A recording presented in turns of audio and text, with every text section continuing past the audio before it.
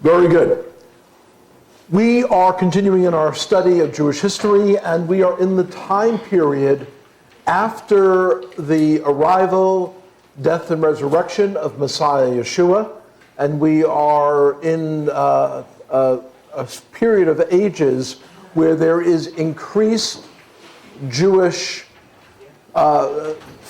they're very unhappy at the fact that Rome is governing in a more and more brutal way each year. The Roman procurators are very, sometimes literally off their rocker. They are ruling sometimes in a illegal way, to the point where even the Roman Senate would censor and recall some of these individuals. So a lot of the upheaval that you see during New Testament times is not what is typically known as Pax Romana.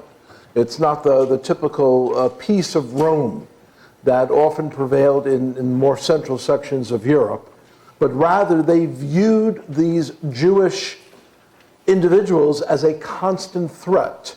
And in essence, because of the harshness of Roman rule, there was a growing movement to overthrow Rome and to toss them out of the country. So that's where we had left off, that there were all of these Roman actions against local Jewish population. And so in the year 66 or so, war breaks out. Now please understand that if you study this in any depth, you'll see it's actually far more complex, but it really doesn't change the overall sweep.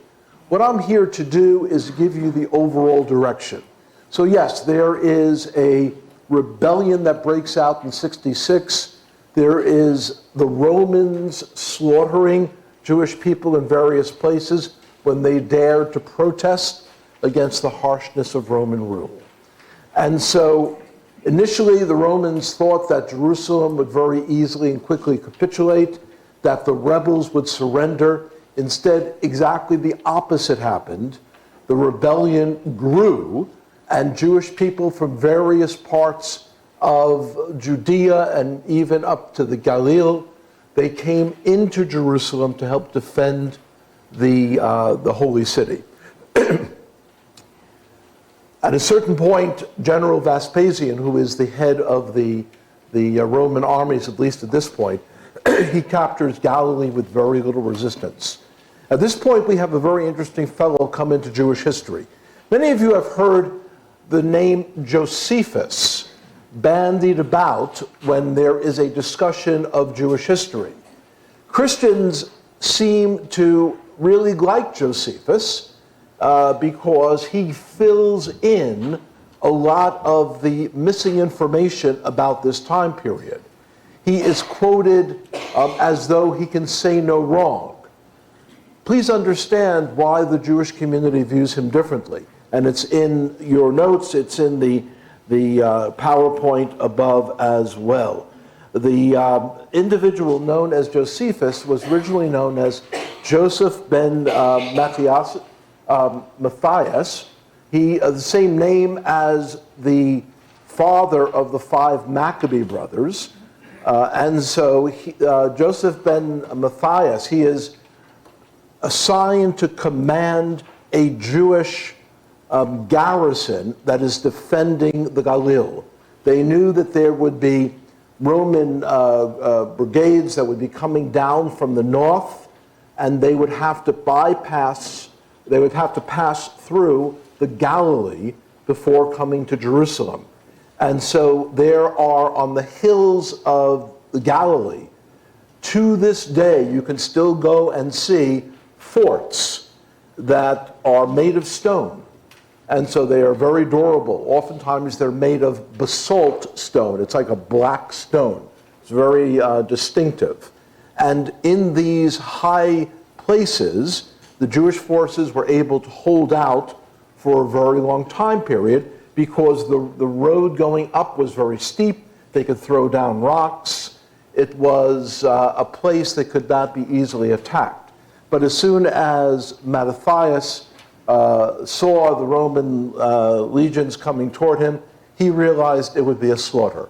He raises the white flag. So why is this controversial? Because he was put on the payroll of the Romans when they realized how intelligent he was, that he knew everyone, that he was a scholar, and that he was willing to be a turncoat. He was willing to help Rome. In his defense, some people will say the idea of trying to rebel against Rome was futile from the beginning, and so he was just trying to save his men and trying to save that little community in Galilee so that they weren't slaughtered. Instead, they would simply raise the white flag and be allowed to continue to live. However, he goes on, after Rome successfully subdues Judea, he goes on and writes a very significant book, The History of the Jewish People, The Wars of the Jews. There are several different titles that he is credited with. But because he's on the payroll of Rome, he tends to write with kind of puffing Rome up. Rome can do almost no wrong.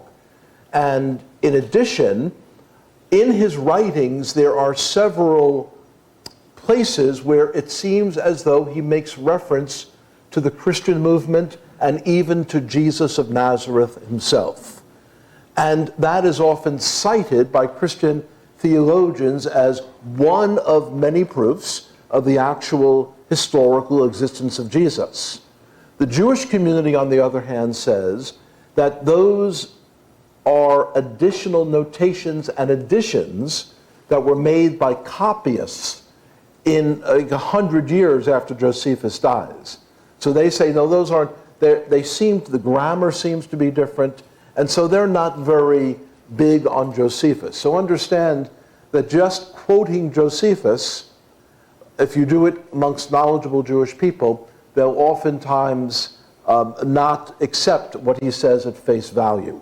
In essence, it's the old story of the victors get to write the history books.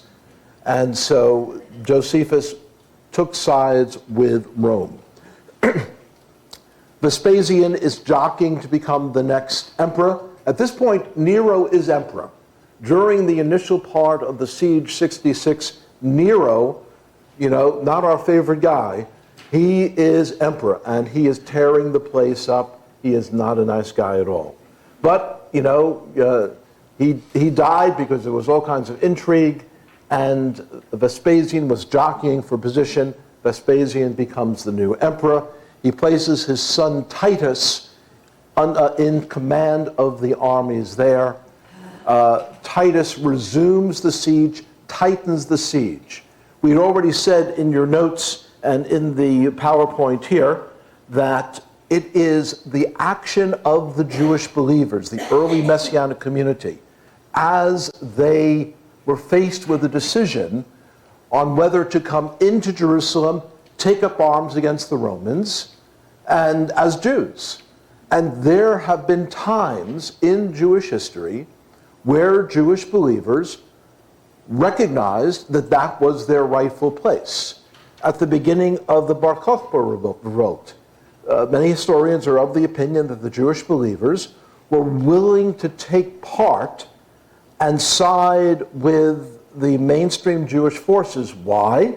Because paganism was impinging and threatening our Judeo-Christian faith. So they were threatened as well. They were being prohibited from worship. And so the whole question of just war and at what point should believers ever take up arms, that's a whole nother discussion. But it is clear from these early histories that the early Jewish believers were very willing to fight on the side of their fellow Jews against a common enemy who was threatening religious freedom. In that same vein, by the way, today in the land of Israel, in the state of Israel, there are over 300 young people from Messianic Jewish communities, Messianic Jewish congregations, who are now involved in the Israeli army, who are commissioned officers who have high security positions, and I'll say no more about that. And they are very much trusted because they recognize, the commanders in particular recognize the loyalty of the Jewish believers to the nation, as well as there have been non-Jewish believers who have volunteered and have been allowed to serve in the IDF, in the Israeli Defense Forces. So this is not without precedent. It's happened before. So as the siege is resumed, the Jewish believers have left. They've gone to Pella. It's on the other side of the Jordan River. It's outside of the jurisdiction of the Roman procurator.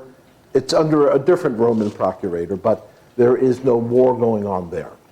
Some diaspora communities pledge loyalty to Rome. Constant conflict amongst the Jewish factions weakens Jerusalem. Again, I hate to say it in this context, but 2 Jews, 3 opinions. And everyone said, no, we should reinforce this wall, we should make this wall higher. Because the siege lasted a total of about 2.5 years. So they had time to increase the fortifications, to build up the walls. I saw something online last night about how certain walls were increased 10, 15 feet. So you have 3, 4 meters extra of wall. And people would argue about which walls to reinforce. And to the point where there were even murders from one side to the other amongst the Jewish defenders of the city. It was to that extreme extent that they had loyalty to one leader or another. And so when you talk to the rabbis today, when you do a classic history of the fall of Jerusalem, the rabbis years later were asked what caused the fall of Jerusalem. They don't say the Romans caused the fall of Jerusalem. They say it was Jewish infighting. It was hatred, unmerited hatred, amongst the Jewish people that brought down Jerusalem. And the lesson is that, there are greater enemies without. Why are we fighting inside? So in 70 AD, the city is packed with people. Passover is still one of the 3 pilgrimage festivals, and people had come into the city for Passover. They also thought that God would protect the city because, once again, as we had mentioned, the Holy Temple is in Jerusalem. People could not imagine, it was beyond even thinking, that the Holy Temple in Jerusalem, that God would allow that to fall to pagan soldiers. Remember, that temple had now stood for so many years. They recalled the victory of the Maccabees and that God gave them in cleansing the temple. And so people imagined the simple presence of the temple would save them. But as we had mentioned in our last session, the Holy Spirit, as seen in the book of Ezekiel, had long since departed from the Holy of Holies. The city is besieged, there's starvation, there's cannibalism. It was a horrible situation. In the midst of this, some of the Pharisees were hearing that other Pharisees outside the city, people in the Galilee, had essentially gone to the Romans and said, we pose no danger to you. We are rabbinical students. We don't involve ourselves in this war. And they were allowed to go back to their cities. They were living in peace because they anticipated that the Romans are eventually going to take over. And so Yochanan ben Zakkai, who once again is a Pharisee, hears these stories, and he says to his disciples, it's a very, very famous story, put me in a coffin, lower me over the walls, because for a couple of hours each day the Romans would allow, as a goodwill gesture, they would allow burials outside the city. That was only for a short time. At other times they did not. They purposely did not allow that in order to increase disease and calamity within the city. So he's put in the coffin, he's lowered over the wall, some of his disciples come through, and they are carrying his coffin on a burial detail, and all of a sudden when they get beyond sight of the defenders of the city, he opens the top of the coffin, they approach the Romans and they said, We represent such and such a sect of Pharisees. We do not oppose your rule here. We recognize that God is going to allow you to rule, and let us convince more of our people to surrender. The Romans said, sounds good to us, and they allow Yochanan ben Zakkai to escape. What's the importance of this? He establishes a rabbinical school that in essence is going to carry Judaism beyond the destruction of Jerusalem. As we had said with the Babylonian captivity, Judaism had to learn how to become a portable religion. It had been a faith, as given in Torah, that was tied to a physical location. It was tied to a temple sacrifice ceremony that was only allowed to be done in one place, and that place was Jerusalem. With the Babylonian captivity and the destruction of the temple, all of a sudden, Judaism, at least for 70 years, had to become portable. But the institutions that they first started there in Babylon, in order to make Judaism portable, those institutions lived onward, even with the rebuilding of the temple. And so Yochanan ben Zakkai was anticipating what the Romans would do. He says, we've got to allow Judaism to survive the destruction of Jerusalem. And so he establishes a rabbinical school, and that sect of Judaism, of the Pharisees, would ultimately go on to be the sect that got to determine what Judaism is going to be for the next 2,000 years. What people think of today as Judaism is an outgrowth of the school and the type of thinking of the Pharisees, here represented by Yochanan ben Zakkai. So it's a very famous story. Eventually the Romans do their dirty work. The temple is destroyed on the 9th day of Av. It's in the middle of the summer. Tisha B'Av. Tisha is the Hebrew word for 9, and Av is one of the months. On Tisha B'Av, in 1988, my wife and I were living in Jerusalem. We had an apartment there. We were in Upan, and we went to the Kotel HaMahuvi. And people will sit at the Kotel, at the Western Wall, all day, fasting and praying and mourning the destruction of the temple there in Jerusalem. We don't have time to detail it. There's another course that does, but there are many other tragedies that occur on the 9th of Av. All you need to do is Google the phrase 9th of Av or Tisha B'Av, and you'll see a list of 20 or 30 Jewish tragedies, violent events that all culminated on the 9th of Av. So very many difficult things happened there. As the outgrowth of this siege of Jerusalem, when the Roman armies, basically they broke through in sections. If you've ever seen a schematic of the walls of Jerusalem as they existed in the time of Messiah Yeshua, there were outer walls, there were inner walls. The temple courtyard itself had walls. And so little by little, the Roman military machines, they had battering rams.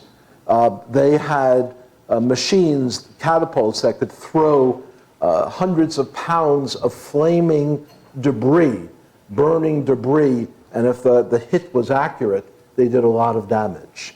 Little by little, people were slaughtered. The Roman legions had very little use to take slaves. Of the little bit over 1 million people in the city, they only enslaved 1 out of 10. They only took the people who were most fit, most able to work, most able to survive a sea voyage off to Rome. About 7, 8 years ago, there was a family from Italy, from southern Italy, who was here, and the man had done extensive research on some of the older families in southern Italy as a possible descendants of some of these Jewish slaves that were brought to Rome. By the way, these Jewish slaves were scattered throughout the Roman Empire. Some went to North Africa. Others went up to Turkey in those Roman cities. But a significant portion were brought especially to southern Italy, and he was able to trace the names, and there do seem to be a significant number of folks there in southern Italy who can trace lineage back to some of these 100,000 Jewish slaves who were brought there. 40,000 Jews are allowed to remain. These are mostly older people, people who it was felt posed no threat. So the city has fallen, it's under Roman occupation. D in your outline, in your printed outline. Masada becomes the last resistance. If you've ever taken any sort of trip to Israel, any sort of tour, every one of those tours will take you up to Masada. I've been on good tours, I've been on terrible tours. I was the co-host of a terrible tour. I didn't realize that the itinerary was what it was, and I agreed to have my name, and I agreed to be there. And then when I started looking at the itinerary, I said, where's this, where's that? We don't go up to this place and that place. We were mostly visiting church buildings. Please see me if you're going to go on a paid church tour. I have some recommendations. And so, one of the places you'll go to is Masada. Masada is a natural plateau in the Judean desert. It's a very rough terrain. It's a natural plateau. However, it's a plateau that was easily defensible. And so Herod, the paranoid, sometimes people call Herod the Great, but he was always fearful that someone was looking to overthrow him. So Herod built up the fortifications at Masada and put an elaborate system of drainage, of water cisterns, so that if he was ever being threatened, he could escape to Masada, hold out for years until the Romans could come and rescue him. And so it was built ideally for that purpose. The Jewish zealots knew it was. They quickly went to Masada, overpowered the small Roman garrison that was guarding the place, and they streamed into Masada.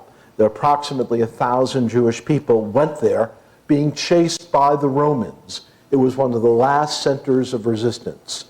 It becomes big and important because of the siege that lasted about 3 years, and the fact that a band of 960 ill-equipped Jewish people were able to hold off some of the best Roman legions.